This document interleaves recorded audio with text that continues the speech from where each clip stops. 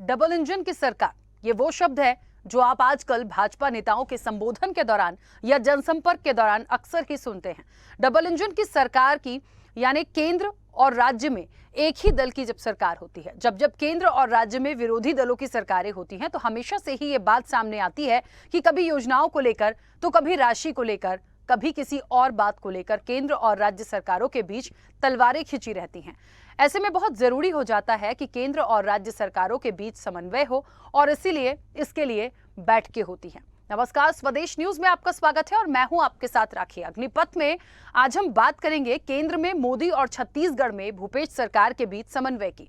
भोपाल में केंद्रीय गृह मंत्री अमित शाह की मौजूदगी में मध्य क्षेत्रीय परिषद की अहम बैठक हुई है। बैठक में मध्य क्षेत्रीय परिषद के 4 राज्यों के आर्थिक सुधार और आपसी समन्वय जैसे मुद्दों पर चर्चा की गई। परिषद की इस बैठक में उत्तर प्रदेश और छत्तीसगढ़ के मुख्यमंत्री वर्चुअली जुड़े, तो वहीं मध्य प्रदेश के सीएम शिवराज और उत्तराखंड के मुख्यमंत्री पुष्कर सिंह धामी की मौजूदगी में बैठक में अलग अलग मुद्दों पर राज्यों के बीच आपसी समन्वय को लेकर चर्चा हुई। लेकिन समन्वय को लेकर छत्तीसगढ़ की भूपेश सरकार केंद्र सरकार पर लगातार सवाल उठाते आई है। मध्य क्षेत्रीय परिषद की बैठक में बीजेपी शासित राज्यों के बीच सामाजिक और आर्थिक विकास के मुद्दों पर समन्वय होना लाजमी है, लेकिन छत्तीसगढ़ की भूपेश सरकार केंद्र पर उपेक्षा के आरोप लगाती रही है। सीएम भूपेश बघेल पिछले दिनों कह चुके हैं कि केंद्र राज्य के साथ सौतेला व्यवहार कर रही है और इस सौतेले व्यवहार से छत्तीसगढ़ के कई विकास के काम अटके हुए हैं।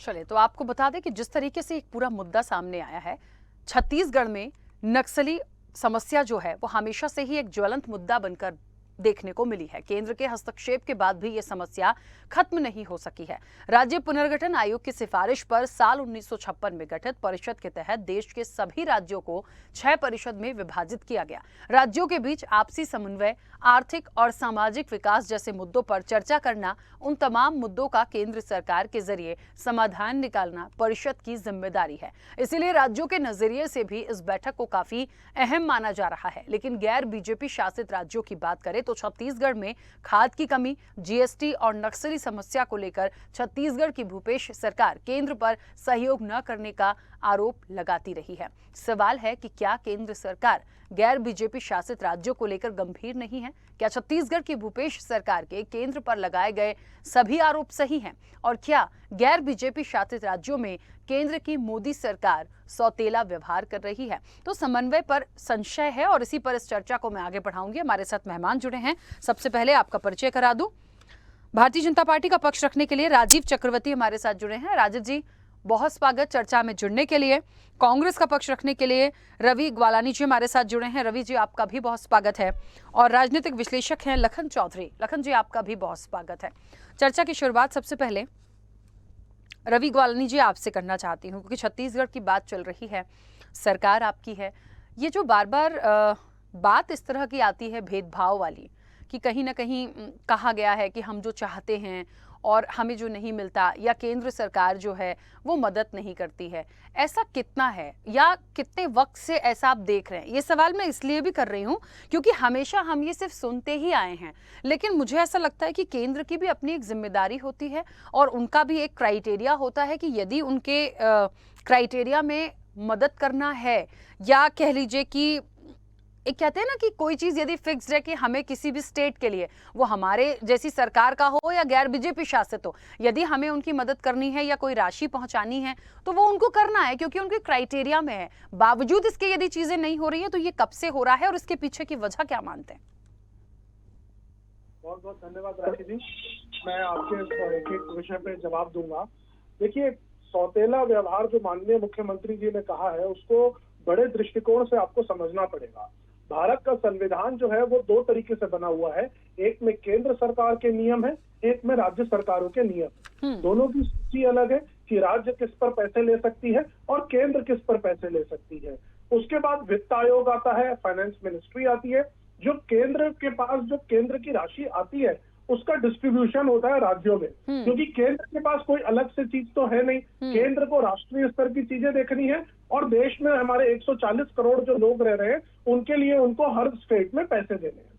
15वें वित्त आयोग को अगर आप देखेंगे तो जो उन्होंने रिकमेंडेशन दी थी, उन्होंने रिकमेंडेशन में ये कहा कि जो स्टेट का पैसा आता है उसका 41% शेयर स्टेट को दिया जाएगा, जो पहले 42% हुआ करता था। तो ये 1% वित्त आयोग ने अपने उसमें घटा दिया, जिसका केंद्रीय सरकार ने उस रिकमेंडेशन को स्वागत कर लिया।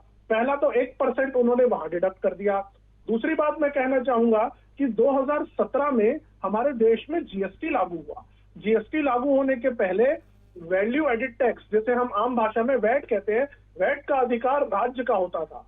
जीएसटी आने के बाद ये हुआ कि जो राज्य उत्पादन ज्यादा करते हैं, जैसे छत्तीसगढ़ है, तो छत्तीसगढ़ में उत्पादन होने के कारण यहाँ पॉपुलेशन कम है, कि लगभग हमारी 2,90,00,000 की यहाँ जनसंख्या है। यहाँ का माल दूसरे राज्यों में चला जाता है जहाँ खपत ज्यादा होती है, तो यहाँ का टैक्स वहां चला गया। जीएसटी जो है वो कंजम्पशन बेस्ड टैक्स है, यहाँ का पैसा वहां चला गया, उन राज्यों को मिल गया, हमको यहाँ लॉस हो गया। छत्तीसगढ़ में तीसरी बात मैं कहना चाहूंगा कि हमारे यहाँ पे एक अलग समस्या है, वो है नक्सलाइट। हमारे यहाँ बस्तर तरफ अगर आप चलेंगे तो बहुत बड़ा एरिया नक्सली से घिरा हुआ है, जिसपे समय समय पर राज्य सरकार को अलग लेवल पर वहां पर लोगों को लगाना पड़ता है। वहां डेवलपमेंट के जो काम होते हैं वो अलग तरीके से होते हैं। बहुत ध्यान और सावधानी पूर्वक वहां लोगों को सुरक्षा भी देनी रहती है और वहां लोगों के लिए डेवलपमेंट की काम भी किए जाते हैं। जैसे अभी रिसेंटली अगर मैं आपसे बात करूं तो 300 से ज्यादा बंद स्कूल को माननीय मुख्यमंत्री जी ने बस्तर और आदिवासी क्षेत्र में चालू किया है। तो इनके लिए राज्य सरकार को अलग से पैसा चाहिए। और अभी अगर वर्तमान में भूपेश बघेल जी की सरकार को देखेंगे तो आज की जो बैठक हुई है जिस मध्य परिषद की, तो उसमें 2 प्रोडक्ट की मैं बात करना चाहूंगा, कोदू और कुटकी। इसके लिए भी न्यूनतम समर्थन मूल्य के लिए केंद्र सरकार ने बात कही है। तो इनको समझना पड़ेगा कि हर जगह भौगोलिक स्थिति अलग है, हर जगह पर पॉपुलेशन की स्थिति अलग है। आप छत्तीसगढ़ को गोवा से कंपेयर नहीं कर सकते, छत्तीसगढ़ को महाराष्ट्र से कंपेयर नहीं कर सकते। अगर कहीं की स्थिति प्लस माइनस है, कहीं की चीजें अलग है, तो केंद्र सरकार को उनके अनुरूप चीजों को समझना पड़ेगा और उसके हिसाब से नीति बनानी पड़ेगी, क्योंकि राज्य सरकार जो है वो भारत देश के अंदर ही आती है। अगर उसकी चीजें कम होंगी तो वो किसके पास जाएगी? केंद्र सरकार के पास ही जाएगी। ठीक है, चलिए वापस आती हूँ। मुझे लगता है राजीव चक्रवर्ती जी, मेरी आवाज पहुंच रही है? जी जी पहुंच रही है। देखिए, आज जिस तरीके से मध्य प्रदेश में भोपाल में एक मध्य क्षेत्रीय परिषद की अहम बैठक हुई, केंद्रीय गृह मंत्री अमित शाह पहुंचे, तमाम मुख्यमंत्री जो थे दूसरे स्टेट्स के वो सभी लोग जुड़े। तो मुझे ऐसा लगता है कि एक परिषद की बैठक और बहुत सारे चीज़ों पर बात की गई है। देखिए, चाहे आप आतंकवाद से रिलेटेड ले लीजिए, मतलब बहुत सारे मुद्दों को शामिल किया गया जिस पर बात हुई है। एक हिस्सा उसी का इस चर्चा में हमारे पास आया है। और एक जहाँ तक समन्वय की बात होती है ना, देखिए, तो समन्वय का मतलब ही ये है कि आप कितने समन्वय के साथ कर पा रहे हैं, करवा पा रहे हैं या दूसरे स्टेट्स को दे पा रहे हैं। ये एक बात अभी जो रवि जी कह रहे थे कि ये एक जो फेस करना पड़ता है, क्या वाकई में सारे आरोप सही हैं? क्योंकि छत्तीसगढ़ के जो मुख्यमंत्री हैं भूपेश बघेल, वो भी वर्चुअली बैठक में जुड़े थे और उनकी तरफ से भी ये बहुत सारी चीजें आई हैं कि कहीं ना कहीं केंद्र जो है वो थोड़ा सा सौतेला व्यवहार करती है, प्रॉपर चीजें नहीं हो पाती हैं। और एक मुद्दे को और मैं यहाँ पर बोलूंगी, नक्सलाइट, ये वाकई में है और ये इतना बड़ा मुद्दा हो चुका है कि केंद्र के हस्तक्षेप के बाद भी ये समस्या जो है खत्म नहीं हो रही। नहीं, देखिए, ये सबसे पहले तो मैं आपको ये बताना चाहूंगा कि जो संवैधानिक बातें हैं, संघीय व्यवस्था भारत में, राज्य की अपनी शक्तियां हैं, केंद्र की अपनी शक्तियां हैं। अब चूंकि इस बारे में काफी ग्वालानी जी ने विस्तृत बात कर दी है, तो उसमें नयापन कुछ नहीं है। लेकिन देखिए, दुर्भाग्य से जो भूपेश बघेल जी जो बार बार आरोप लगाते हुए एक नैरेटिव सेट करते हैं कि केंद्र राज्य के ऊपर ध्यान नहीं देता है, सौतेला व्यवहार करता है। एक छोटा सा उदाहरण अब काफी होगा कि जो हमारे यहाँ जो प्रधानमंत्री आवास योजना की बात थी, उसे 40% जो पहले से पैसा, जिस दिन से ये योजना लॉन्च हुई थी, राज्य सरकार को 40 देना है, 40% राज्य देगा, 60% केंद्र देगा। और बहुत अच्छे से फलीभूत हुई, काफी लोगों के सर के ऊपर अपना छत हुआ और ये सफलता से चल रही थी। अचानक भूपेश बघेल जी ने कह दिया कि हम 40% नहीं देंगे, हम 10% देंगे। तो उस प्रकार से उन्होंने एक राड़ अटका दी और 3 महीने तक वो पैसा पड़ा रहा, अंतोगत्वा वो पैसा जो है वो लैप्स हो गया। और इतनी इसमें गहमा गहमी हुई कि इनके जो सरकार के जो मुख्य जो मंत्री परिषद के जो 2 नंबर के मंत्री थे टीएस सिंहदेव जी, उन्होंने इस्तीफा दे दिया। उन्होंने ग्लानि व्यक्त की कि हम 8 लाख परिवार को मकान नहीं दे पाए, बहुत दुर्भाग्यजनक स्थिति है। तो देखिए, ये समन्वय और जो तारतम्य है, ये राज्य सरकार की कमी है। कभी बारदाने की कमी हो जाती है, क्योंकि होमवर्क ठीक से नहीं हो पाता, जो शब्दावली है। अगर आप गृह कार्य ठीक से नहीं करेंगे, समय समय पर उसकी जो स्टैटिस्टिक डेटा नहीं दे पाएंगे, तो चाहे खाद की कमी हो, बारदाने की कमी हो, आपका पैसा लैप्स हो जा रहा है। और आप उसके बाद तुर्रा ये क्या आरोप लगा दी कि केंद्र सौतेला व्यवहार कर रहा है। तो केंद्र जब उस पैसे को फंड करता है, तो वो पैसा अगर वापस आ जाता है, तो वो भी केंद्र के लिए बहुत बड़ी सरदर्दी होती है। उस पैसे को री इन्वेस्ट करना या वापस भेजना, रिवोकेशन करना, तो ये बहुत तकलीफदार होती है। तो केंद्र कभी इस प्रकार से कृत्य नहीं करती है। ये कृत्य होती है कि आप राजनीति में व्यस्त हैं, आप हर काम अपने हाथ में ले लिए हैं और आपने केंद्रीकरण कर दिया प्रशासन का। तो जो आपके नौकरशाह जैसा समझाएंगे, आप तमाम चुनाव समर में व्यस्त हैं। आप यूपी के चुनाव में जाते हैं, छत्तीसगढ़ मॉडल का प्रदर्शन करने, आप चले जाते हैं पश्चिम बंगाल, और उसके बाद आप आके कहते हैं कि नैरेटिव सेट कर देते हैं, कोशिश करते हैं कि केंद्र हमारे साथ दुर्व्यवहार कर रहा है, हमारे बातों की। और एक बात बताओ, आप नक्सलाइट की बात कर रहे थे, 17 जुलाई 2020 को एक बैठक थी। उस बैठक का भूपेश बघेल जी ने बहिष्कार किया, अपने डीजी को भेज दिया। वो मुख्यमंत्रियों की बैठक थी, जिस बैठक में जितने नक्सल प्रभावित राज्य हैं, उस बैठक का उन्होंने बहिष्कार कर दिया। और उन्होंने कहा कि मैं संतुष्ट नहीं हूँ केंद्र सरकार के कृत्यों से, और इस प्रकार से मैसेज अच्छा नहीं गया। और आप देखेंगे कि अगर आप हर बात पे राजनीतिक दृष्टि से बात करेंगे, आप जब बैठक करते हैं, तब वो बात होती है कि आपको बिल्कुल वो एक नॉर्मल सी बात होती है। वो बात होती है कि कोई किसी दल से नहीं आता है, वो राज्य और केंद्र की सफलता की बात होती है, समन्वय की बात होती है, और आपस में पुल की बात होती है। उस बैठक में आप नहीं गए। ऐसे 2-3 बैठक थी जिसमें गृह राज्य मंत्री, मुख्यमंत्री और डीजीओ की बैठक थी। तो ये कौन गंभीर है, तो दिख रहा है। केंद्र पूरी तरह से गंभीर है, लेकिन राज्य शासन राजनीति करती है। ठीक है, राजनीति करना सबका धर्म है, राज्य करना ही चाहिए। हम राज्य में हैं, राज्य की नीति हमारे पक्ष के हिसाब से हो, वो करना चाहिए, उनका धर्म है भूपेश बघेल जी का। लेकिन हर मामले में ये आरोप मढ़ देना कि केंद्र हमारे साथ सौतेला व्यवहार कर रहा है, बहुत दुर्भाग्यपूर्ण वक्तव्य है। इस दुर्भाग्यपूर्ण वक्तव्य ये दिखता है कि आप परिपक्व नहीं है, आप राज्य चलाने में परिपक्वता नहीं दिखा रहे हैं।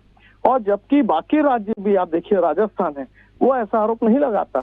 अमरिंदर सिंह जी भी थे, वो आरोप नहीं लगाते थे। बात आरोप प्रत्यारोप की नहीं है, बात यदि किसी चीज में कहीं कोई कमी है या नहीं हो पा रहा है, वो बोलने का अधिकार देखिए सबको है। और ये बात बिल्कुल सही है कि सिर्फ कहने से नहीं होगा, यदि वाकई में कोई चीजें ऐसी आ रही हैं तो उस पर बात रखना चाहिए। खैर ठीक है, रवि जी 1 मिनट कुछ कहना चाहते हैं आप? वापस आती हूँ मैं, लखन जी भी हमारे साथ जुड़े हैं, उनका पक्ष आ जाए।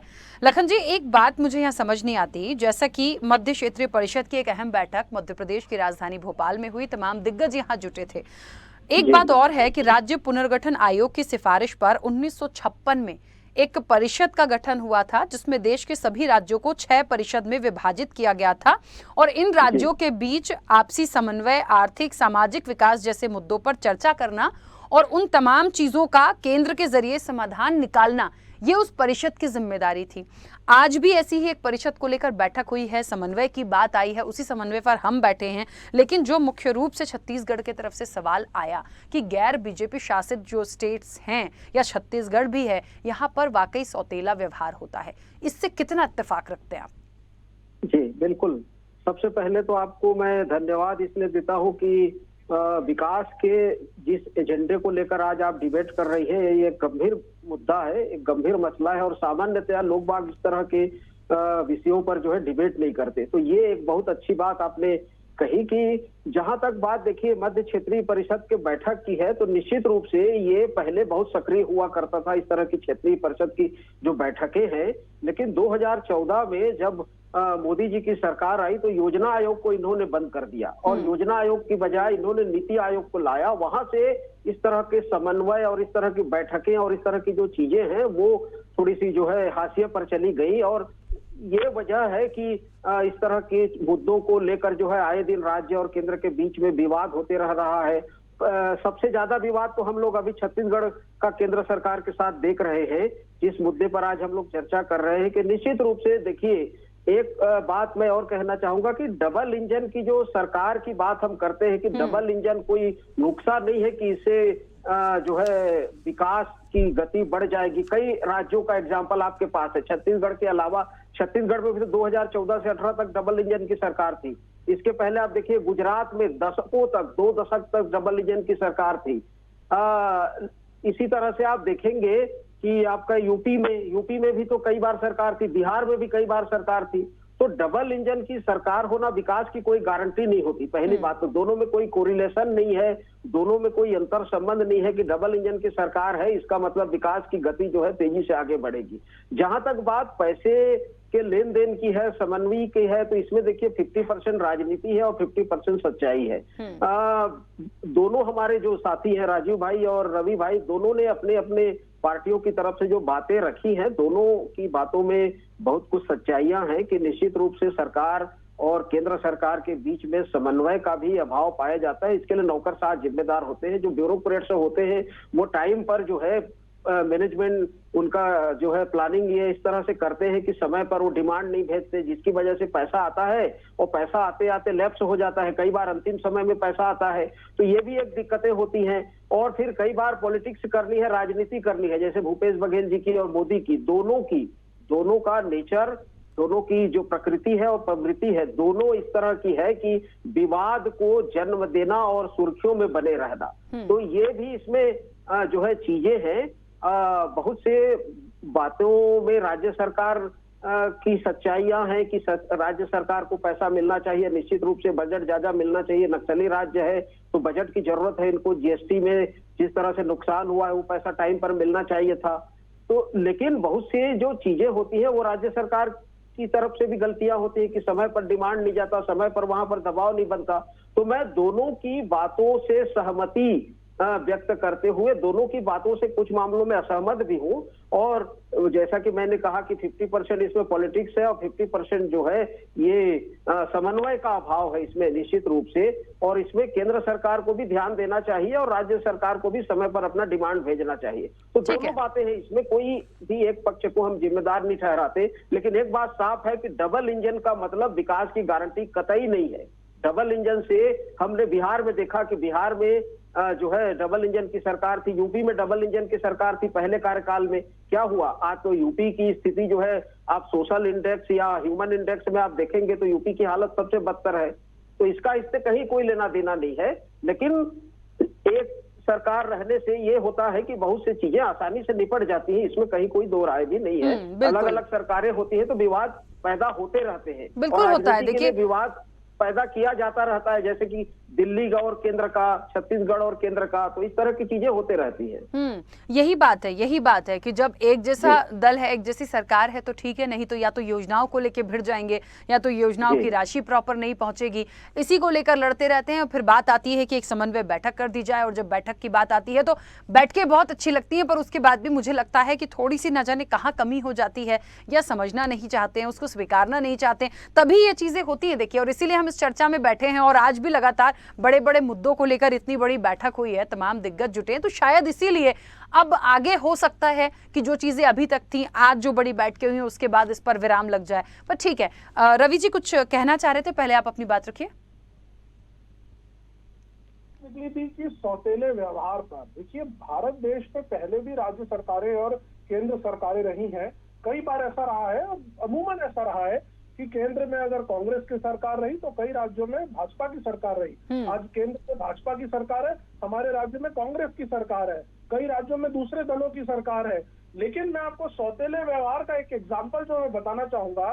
देखिए, जब हमारे प्रदेश में जस्ट पहले वाले जो 5 साल रहे, उसमें जब रमन सिंह जी की सरकार थी तो उन्होंने 300 रुपए बोनस की बात कही थी। शुरुआती 1 साल का बोनस उसे केंद्र सरकार से मिला भी। जब हमारे मुख्यमंत्री जी ने कहा कि हम धान का 2500 रुपए समर्थन कर रहे हैं, तो केंद्र सरकार ने ये बोल के धान लेने से मना कर दिया कि आप समर्थन मूल्य से ज्यादा में बेच रहे हैं। जब वही चीज में हमारे राज्य में भारतीय जनता पार्टी की सरकार थी तो वो बोनस पहले साल उन्हें मिल जाता है। और वही चीज में जब कांग्रेस की सरकार आके कहती है कि हमें समर्थन मूल्य बढ़ाना है, तो हमें ये बोल के मना कर दिया जाता है कि आप जो है समर्थन मूल्य से ज्यादा का धान खरीदेंगे, हम आपको नहीं देंगे। शुरुआती 1 से 1.5 साल सिर्फ इसी जद्दोजहद और झगड़े और अपनी बात को समझाने में निकल गया। कई बार माननीय मुख्यमंत्री जी केंद्र सरकार में, वो चाहे दिवंगत रामविलास पासवान जी हो, पीयूष गोयल जी हो, प्रधानमंत्री मोदी जी हो, अमित शाह जी हो, सब तक उन्होंने बात पहुंचाई कि भाई आप ऐसा व्यवहार मत करिए, क्योंकि धान जो उठ रहा है वो यहाँ की जनता का है और यहाँ 11 में से 9 सांसद भारतीय जनता पार्टी के चुन करके गए हुए हैं, तो उनका भी ये दायित्व बनता है कि वो इस बात को रखें। लेकिन एक बार भी मुझे अफसोस है कि 9 में से किसी भी सांसद ने यह बात केंद्र तक नहीं रखी। मुख्यमंत्री जी अकेले लड़ते रहे। आखिर उन्होंने बाद में मजबूर होकर के, जब उन्हें लगा कि किसी भी प्रकार से केंद्र सरकार नहीं मानेगी, तो उन्होंने एक नए फॉर्मूले का इजाद किया और नई स्कीम लाई, जिससे उन्होंने अपने पूरे वादे जो किए थे वो उन्होंने किसानों तक पूरे पहुंचाए। तो केंद्र वर्तमान में सौतेला व्यवहार कर रही है, इसके ऊपर तो कोई डाउट पैदा ही नहीं होता है। ये लोग ये भी नहीं समझ रहे हैं कि जीएसटी के चलते कितनी क्षतिपूर्ति हो रही है। आज आप देखिए, खाने पीने की चीज पर जीएसटी लगा दी गई है। क्या ये जायज है? इन्होंने क्या देखा कि हमारे पास पैसे कहीं से आएंगे नहीं, हम लोग दे नहीं पाएंगे, तो इन्होंने खाने पीने की चीज पर लगा दिया। मूल मुद्दे पर भारतीय जनता पार्टी बात कर ही नहीं रही है। उनको जो एक्चुअली में जो पैसे स्टेट को देने हैं, जो एक्चुअली में उनको एक कोऑर्डिनेशन तरीके से काम करना है, वो छोड़ करके वो दूसरी सारी बात कर दे रहे हैं। ठीक है, तो मुझे लगता है कि ये सौतेला व्यवहार ही है। ठीक है, ठीक है, एक मिनट राजीव जी, बार बार बात मैं देख रही हूँ, चाहे खाद की कमी की आए, जीएसटी की आए, नक्सलाइट की आए, इन तमाम चीजों को लेकर छत्तीसगढ़ मुझे लग रहा है बहुत ज्यादा परेशान है। और सबसे बड़ी बात कि यहाँ पर सरकार जरूर कांग्रेस की है, लेकिन शायद कुछ मदद जो है वो केंद्र की तरफ से हो सकती है, और इसीलिए ये सवाल उठा रहे हैं कि जितनी भी हो सकती है उतनी कर दीजिए, क्योंकि ये जो समन्वय वाली बात हम बार बार कर रहे हैं ना, इस पर संशय, हमारी चर्चा वही है कि समन्वय पर संशय, मुझे लग रहा है संशय पता नहीं कभी खत्म होगा कि नहीं होगा, पर बड़ी एक आस भरी निगाहें हैं सरकार की कि केंद्र जो कर सकता है उतना तो कर दे। नहीं है, जैसा लखन जी ने कहा ना कि आप अगर हर बात पे राजनीति करेंगे, उन्होंने कहा एक बहुत अच्छा शब्द कहा कि 50% राजनीति है।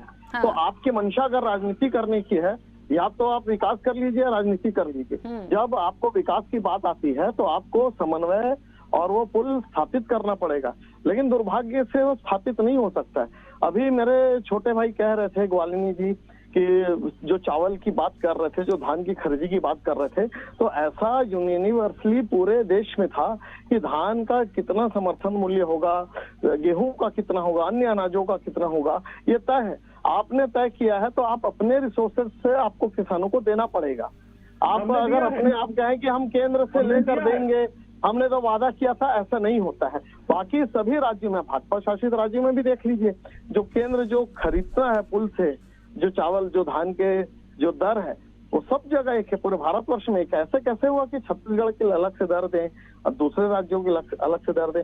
और जो मैं बात कह रहा था कि अगर समन्वय होता तो समन्वय अगर होता तो आपने समन्वय नक्सलाइट में आप बॉयकॉट करते हैं। जब सेंट्रल यूनिफाइड कमांड की बैठक होती है तो आप उस कमांड का बैठक करते हैं।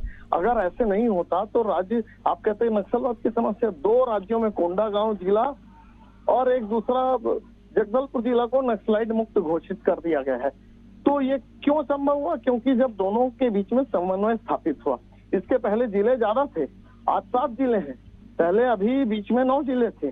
तो कहीं ना कहीं से ये भारतीय जनता पार्टी ने समन्वय किया है। कांग्रेस और भाजपा की बात नहीं है, समन्वय है कि आप अगर विकास करेंगे तो आपकी अगर इच्छा है, इच्छा शक्ति है, तो इच्छा शक्ति करनी है तो आपको समन्वय स्थापित करना पड़ेगा। ठीक है कम्युनिकेशन। लखन जी, मुझे ऐसा लगता है, क्योंकि समय की सीमा है, मुझे ऐसा लगता है कि समस्या जो है वो समस्या, जैसा आपने पहले भी कहा कि 50% राजनीति है, 50% सच्चाई है।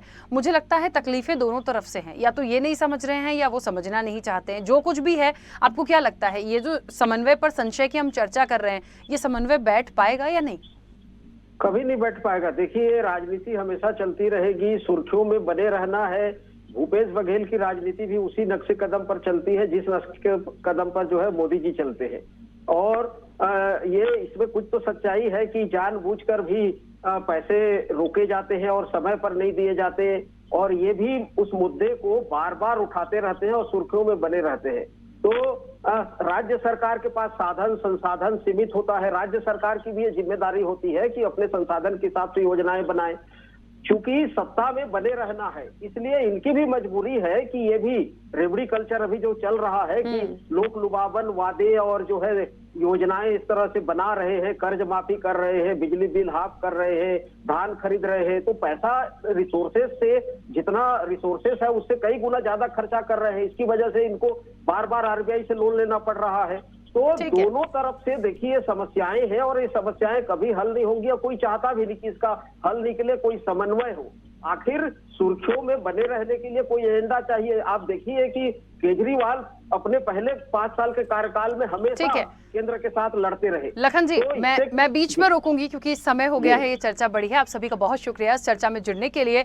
देखिए, समन्वय पर संशय है, लगातार बैठकें होती हैं, बात होती है। जो एक सौतेले व्यवहार का आरोप लगाया जा रहा है वो एक अपनी जगह है, लेकिन एक बात जो निकल कर आ रही है कि शायद ही ये समन्वय बन पाएगा, क्योंकि अपने अपने तर्क हैं इनके। और ये अल्टरनेट होता है जब सरकार बदलती है, तो शायद ये पहले भी उन्होंने ऐसा फेस किया है, इसलिए तमाम चीजें हम देख रहे हैं। बहरहाल जो भी है, जो भी योजनाएं हैं वो जनता के हित के लिए होती हैं। यदि उसके लिए कुछ कर सकते हैं तो वो आपको पहले करना चाहिए। फिलहाल इस चर्चा में इतना ही, दीजिए इजाजत, नमस्कार।